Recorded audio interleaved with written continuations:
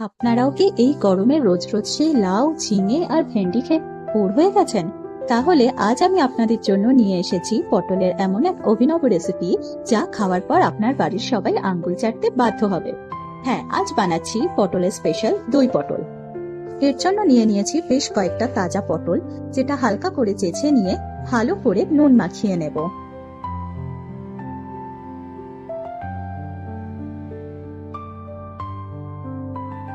পটলের দুদিকের মাথাটা কেটে নিয়ে তাতে কিন্তু অবশ্যই একটু চেরা লাগিয়ে নিতে হবে, যাতে সব মশলা এর ভেতরে ভালো করে ঢুকতে পারে আর পটল ভেতর থেকে পানসে না লাগে।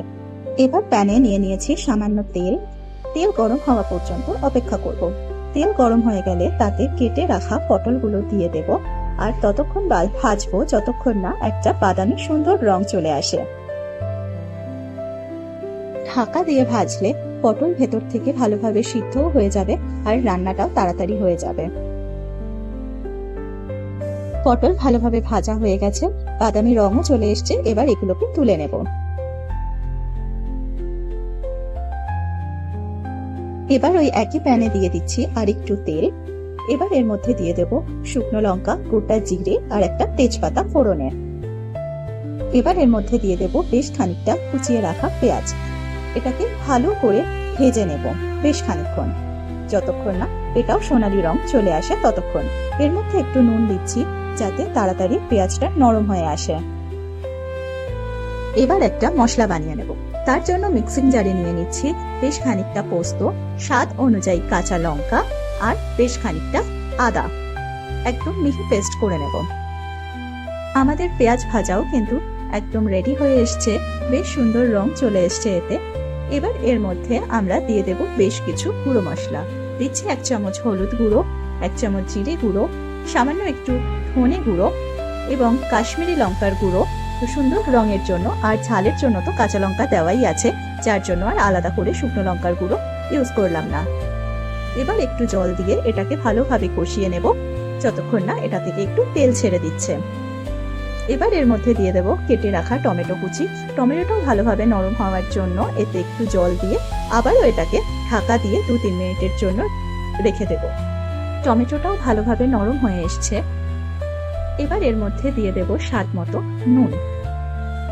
নুন দিয়েও ভালো করে একটু নাড়াচাড়া করে নিয়ে এর মধ্যে দিয়ে দেব আগে থেকে বেটে রাখা মশলাটা, পোস্ত, কাঁচা লঙ্কা আর আদার পেস্টটা। এবার এটাকে দিয়ে কিন্তু বেশ খানিকক্ষণ নাড়াচাড়া করতে হবে, না হলে কিন্তু ফেটে যাওয়ার চান্স থাকে। এটা কন্টিনিউয়াসলি 2-3 মিনিটের জন্য নাড়াচাড়া করে নিতে হবে।